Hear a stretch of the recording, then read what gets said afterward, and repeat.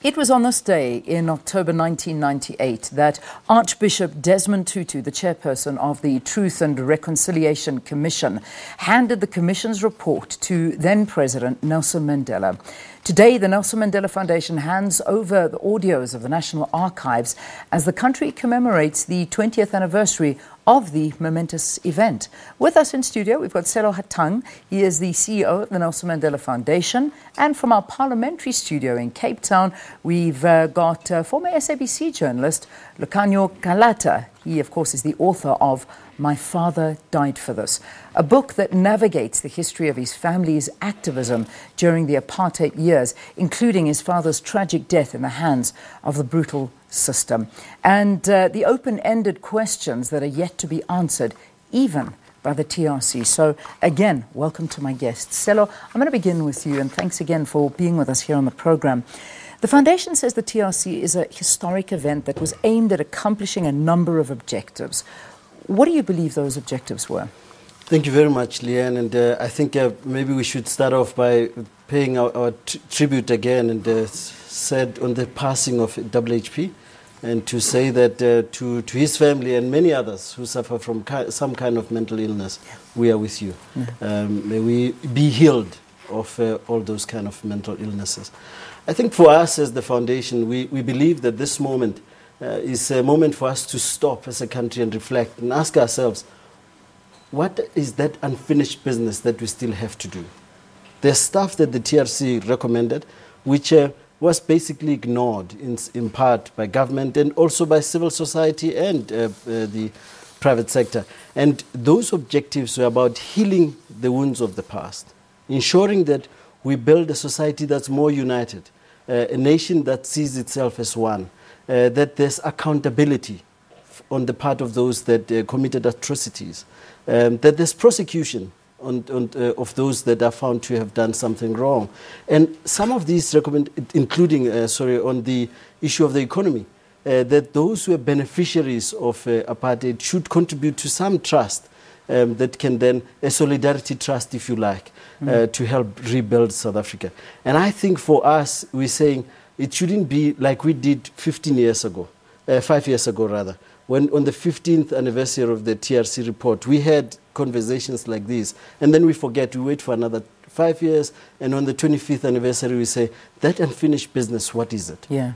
So we're going to dig into it and find out what that unfinished business is. And I know that there are a lot of opinions out there. But Lukhanyo, I'm bringing you into the conversation now. And we're going to sort of have a look at your involvement, and more particularly your dad's involvement. Now, he was part of the Cradock 4.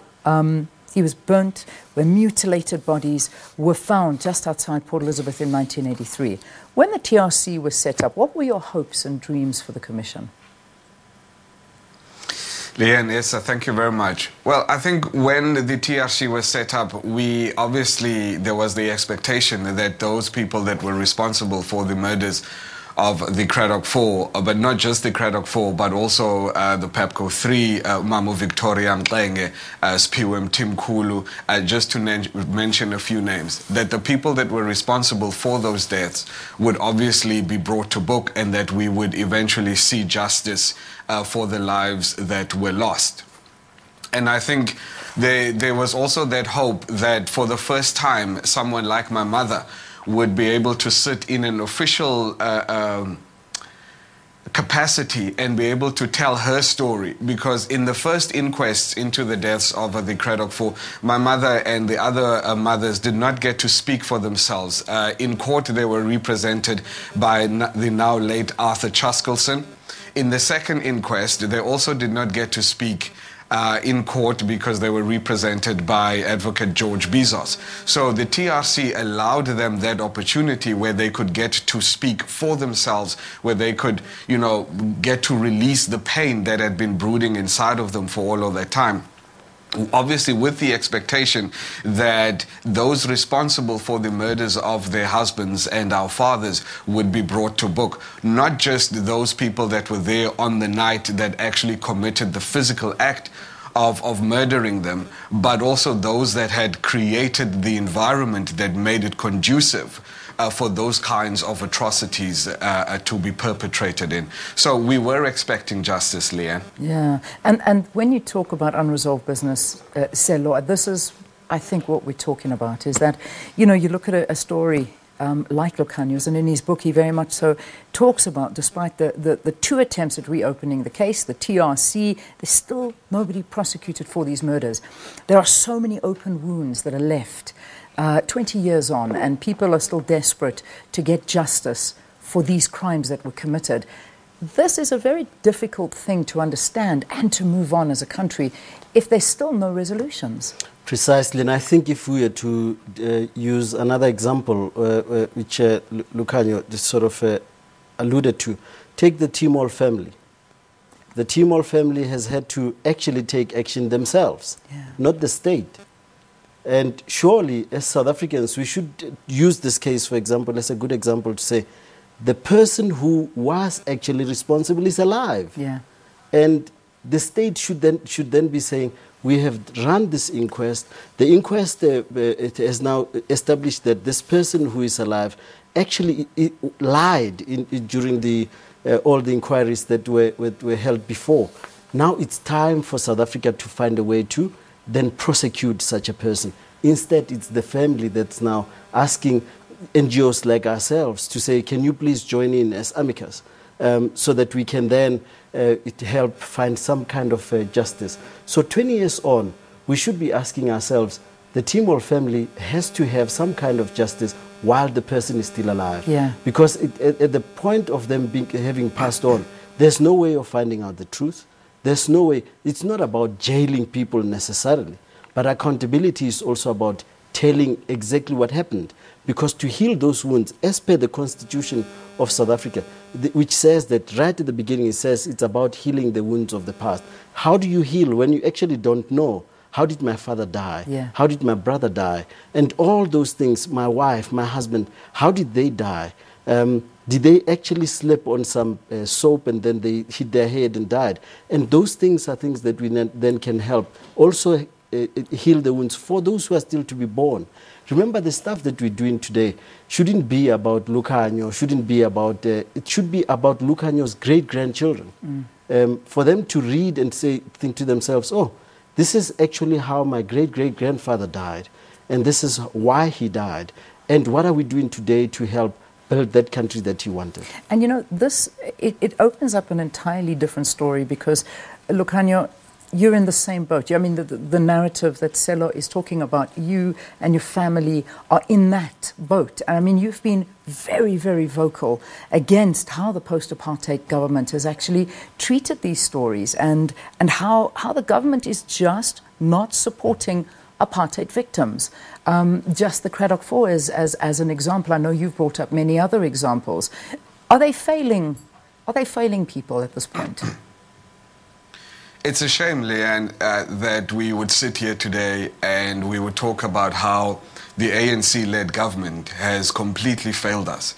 My family has got a history with the ANC that goes back to the 1930s, when my great-grandfather, Canon or Reverend James Calata, became the Secretary General of the movement. That was in 1936. I explore this in my book. Then came my father's involvement within the mass democratic movement and the work that they did advancing the interests of the ANC within the Eastern Cape. They managed in January 1985 to liberate Cradock, literally. They managed to liberate it from the grips of apartheid. Based on that, the apartheid government then decided that my father and Matthew Goniwe should be killed, right, for advancing the interests of the ANC. The ANC then assumes power in 1994, and it turns its back on the very people that had helped it get to where we are today. The ANC is not just failing us by not giving us justice for my father's family, but it's failing the people of Cradock by not doing anything to assist them. Cradock today is in a far worse position than it was under the apartheid government. I know it's a hectic statement to make, but it is. There's far more poverty today in Cradock than there was under apartheid.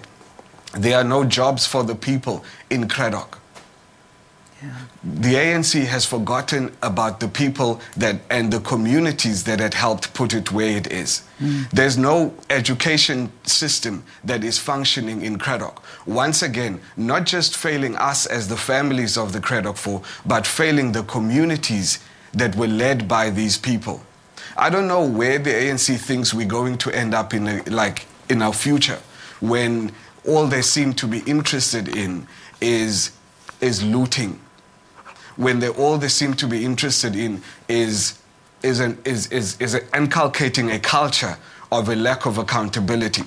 The fact that President Jacob Zuma, or former President Jacob Zuma, was able to do all the things that he did in Parliament, in office, the fact it was due to a lack of accountability. A culture that was created in South Africa over the last 25 years, where when you commit a crime, nothing will happen to you, right?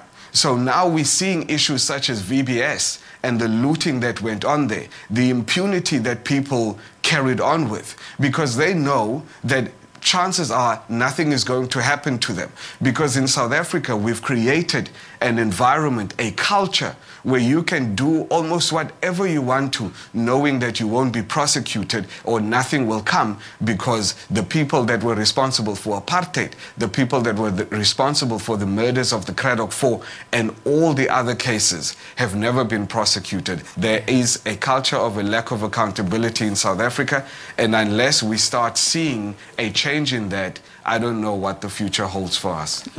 Lukhanyo, very strong sentiments, strong words, but very honest words that are coming out there. And I think this is a gaping wound we need to address. And we need to look at the TRC and the Truth and Reconciliation Commission.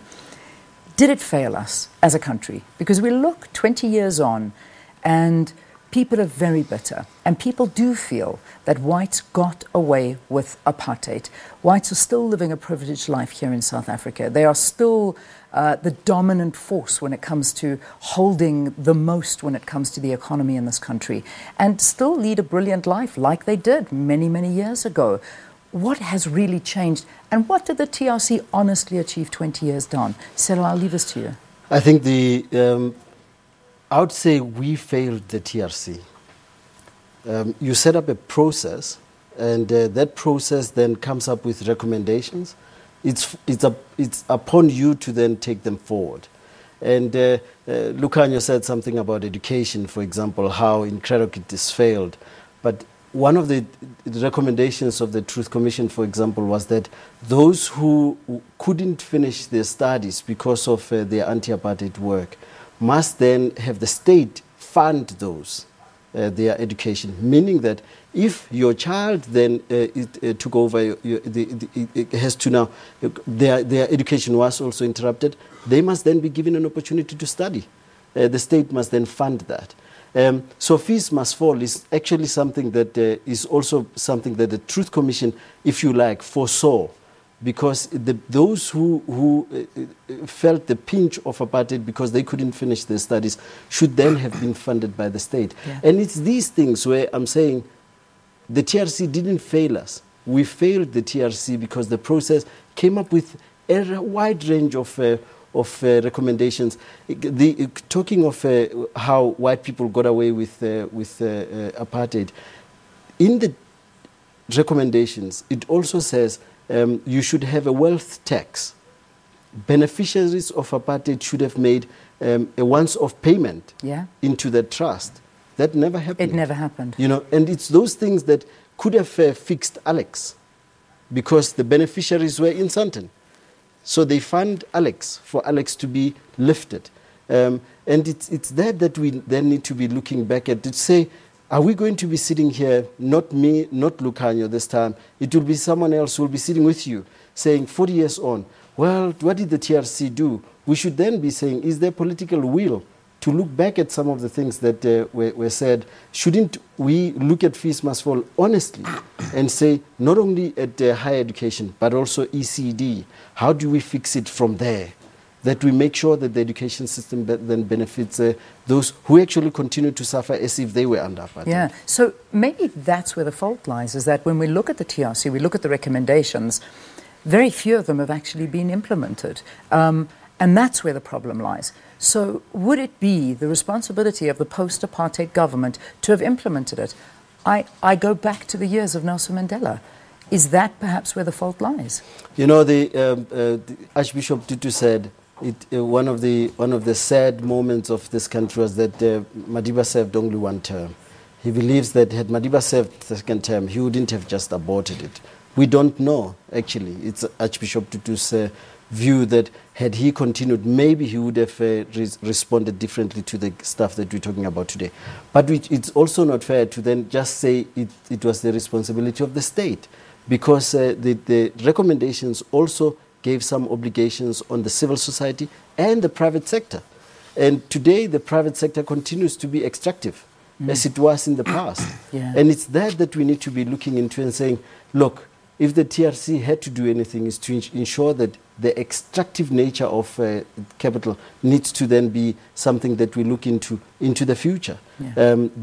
We need to always be investing back into those who suffered and continue to suffer as a result of what apartheid did to us. Lukhanyo, we sit here 20 years later. Okay, please go, you go for it. I won't even ask you a question, just respond. No, if I may, I mean, I just want to add to what Mr. Hatang is saying. And I agree completely, of course, that the private sector as well as civil society also were supposed to have taken some responsibility in implementing their recommendations. But the driving entity, the driving body of that should have been the state. Sure. The state should have been at the head of that, making sure that those recommendations are implemented in the same way that President Ramaphosa today can call for an investment summit and have the private sector there. The state should have been able to do this along the same lines, to say, okay, private sector, these are the recommendations of the TRC. What are we doing to implement them? But it hasn't. Is it too late? You know, so can I ask that? 20 years down the line, is it too late? Can we still do this? Lukhanyo? Yes, of course we can. Yes, of course we can still do it, Leanne. It's never too late. You see, for instance, in the case of the Craddock 4, we don't need further investigation.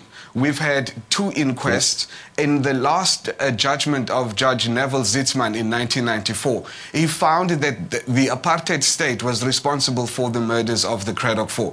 What he couldn't say was who within the state was responsible. So we already know that the state was guilty.